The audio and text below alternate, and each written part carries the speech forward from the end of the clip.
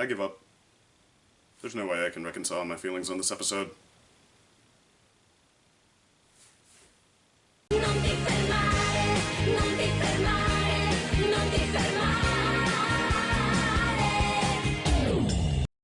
Okay, let me recap my feelings while watching this thing.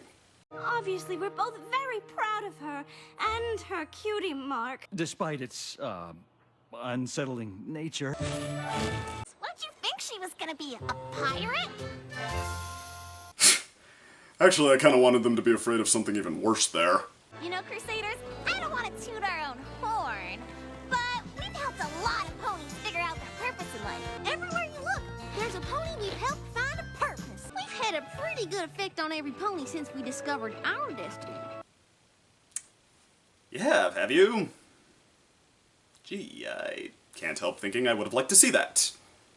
I mean, it kind of sounds like you just skipped over all the learning and growing on the long road up that On Your Mark set us up for, and just cut to everything being super special, perfect, and bland. I'm so excited to meet you, I could just explode! You can call me Gabby since we're friends now. I want you to give me a cutie mark! I knew then that I had to find out why I was so different from the other griffins. And I knew the answer just had to have something to do with those wonderful, amazing marks on the pony's flanks. Well, that's kinda cute, but... Well, I'm pretty sure it doesn't happen to griffins. Or if it does, we've never ever heard of it. I bet by the time I get back, you'll have it 100% figured out. Toodles for now. Here's the thing about you getting a cutie mark. I'm getting a cutie mark! It's gonna happen. I can feel it. Yeah, one scene of her ADD joygasming and flying off mid-conversation as an excuse for her not to hear the obvious is forgivable. 3 is just annoying. The chances of Gabby getting an actual mark are pretty slim. Maybe we can't help Gabby get a cutie mark, but we can still do what we're best at. We can help her find her purpose. Sounds like a plan to me. It has the makings of an interesting, feel-good, and maybe even slightly bittersweet episode. If any pony can make it happen, it's you 3. I mean, you haven't failed yet. You know what, Gabby?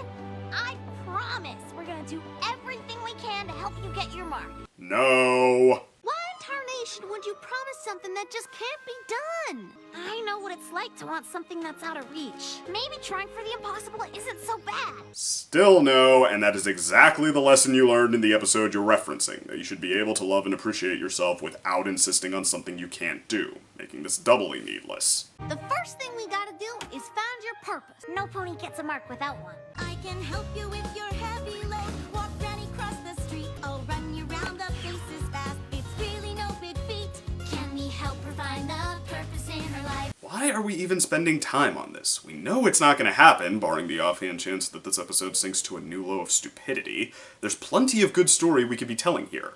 We could spend some more time on each thing she tries and legitimately get to know this griffin better. We could talk about whether finding her purpose is really as good as getting a cutie mark and what she misses out on by not having one. Instead, we're exploring such questions as, is it possible for a griffin to get a cutie mark? And is it right to get her hopes up about it, even though it's probably not possible? And is it possible for someone who's good at everything to really have a purpose? Maybe we can only help ponies. Or maybe we just plain failed. Failed? Then what do you call this? Skip it, we all guessed where that was going. Wow, Gabby. Painting on a fake cutie mark to make yourself feel better? You must have been really upset. I wanted to make you feel better. I couldn't bear you 3 thinking you failed after you tried so hard to help. Well, gee, that seems like a random revelation. I mean, we never saw that she worries about things like that. We never saw it called into question whether she worries about things like that. It's just sort of randomly there. Well, apart from the fact that she totally wasn't worried about it and in fact put nonstop pressure on them to succeed, but the episode still never acknowledges that, so it still feels unconnected. Oh, we remembered how every time you did something new, you tried to help every pony around you, even us. I was really glad I helped you feel happier. So maybe helping is your thing. Oh, okay, you just wanted to make the excuse for that. Even though it still comes across as shoehorned in, because we never saw any real emphasis on her enjoying helping anyone. She was doing it to get a cutie mark, and it was all the CMC's idea in the first place. Helping just feels good. It couldn't have anything to do with what I'm supposed to do with my life, right? Well, actually, since literally every career is about helping someone in some way, yeah, you might want to be a little more specific. My very own Cutie! You sure have earned it. And so have we. Uh-huh. But, okay, none of that sounds out of the ordinary for me, or even for several MLP reviewers. I'd probably sound business as usual if I just ended it right here by saying it's Ed Valentine up to his old tricks, like in Cart Before the Ponies, just laying down the ideas he wants to establish, and making any excuse he can think of to pad them out, without exploring them in any real depth. But here's the thing. As someone who's been a little more reined in on some of the last few episodes, while still understanding why some people said they were great, I have to ask, why is this, of all episodes, being touted through the roof as a phenomenal one? I mean, I guess there are ideas here for people to fangasm over, in theory. The question on whether something besides a pony could get a cutie mark is one fans have probably been waiting for, and the one Griffin who's actually really sweet and optimistic sounds like the kind of thing fans love. But they don't actually use this story to talk about cutie marks, for better or for worse. The story itself is totally disjointed. And how they keep playing up Gabby's hyperactive personality through the roof? Shouldn't the people more cynical than I am be foaming at the mouth over how annoying she was? Seriously, this, of all episodes, is one of the ones I have to be labeled a sourpuss for not loving? I mean, maybe it's not universal, but it's not just a bunch of everything's great as long as it's right in front of me type fans saying this. It's people I respect, people I usually understand, who I often see eye to eye with. I feel like I'm being punked here. What the heck am I missing? Have I become what I always promised I'd never be? The kind of critic who just makes snap judgments with no nuance the second he sees something he thinks he doesn't like? Even after I liked Spice Up Your Life more than this one, despite having every reason to personally hate it? Maybe I should give this one another watch. Pirate?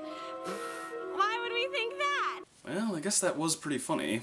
Got a job, it's just no fun. Call on me, I'll get it done. Parents who go ready to help. I can help you with your heavy load. Walk Granny across the street. Okay, yeah, they did at least try to randomly drop it in there to give themselves the excuse for it later. Still only qualifies as telling without showing, though. No, this is what I'm thinking when I'm doing these things. I'm getting a cutie mark! It didn't let me finish! Cutie mark, gonna get my cutie mark! Hiya, you wonderful, wonderful crusaders! I just know you figured out how to help me because you're all so incredible! But you're the world famous cutie mark crusaders!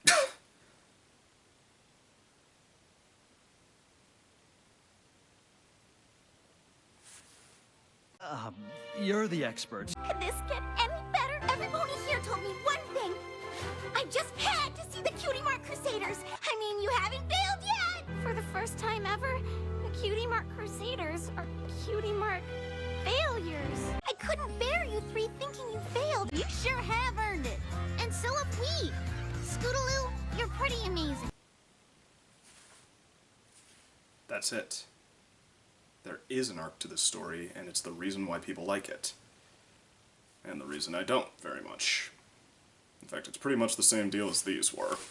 From the top, the Crusaders start out basking in appreciation and greatness that they just have as far as the episode's concerned. They meet a character who thinks they deserve even more of it, and provides them with a chance to get it by doing something even bigger and more quote-unquote special, and possible even, which the character in question would show endless gratitude and affection for. The episode provides reasons and excuses why, in theory, the Crusaders should still consider it a selfless, heroic thing for themselves to try. They have at it, and the episode drops in a convenient solution for later. They temporarily fail and face consequences, but only enough to build up how significant it'll be for them to succeed later and not have to deal with this. The episode has Gabby take away any notion that they should feel bad or sorry on her account for not being able to do the part of the challenge that turned out to be impossible. And finally, the episode parlays that into all of them finding its ready-made solution, allowing them to give Gabby everything she wanted, and thus earning themselves all the glory and appreciation they want. This episode is about the Cutie Mark Crusaders getting what we wish we could have, in the way we wish we could have it. Selflessly, as the heroes of people who are preciously grateful. With at least enough justification to be a fairly guilt-free experience. Okay, well even so, I won't go all the way to a thumbs down. It has some entertainment value, and Gabby really is kinda cute. Plus, unlike Cart Before the Ponies, the plot at least holds your attention. But I still can't consider it all that good. It feels like it's manipulating me, like it's pandering to me, like I won't care that much about what's actually happening or how convenient it is, as long as characters I like get things I want them to have and it's dramatic. It feels more like an ego fantasy than a story. But still, I have guiltier pleasures than that, so I can't really fault anyone who likes it. But nonetheless, I did say before that the most interesting part of the first several episodes was the potential they each brought for future stories. And now, one of them has officially been taken off the table there. We had an interesting new direction laid out for these three, with the potential for an entire arc's worth of stories, and now we don't. And for the record, yes, On Your Marks kicks this episode's Cutie marked butt. But anyway, next week we return to a different arc with some potential left in Viva Las Pegasus. Take care, see you there. If you enjoyed this video, please like and subscribe. If you didn't, send it to Griffinstone. And if you'd like to watch another video in this series, click the link on the right. Otherwise, just check the description for more links, and I'll see you next time.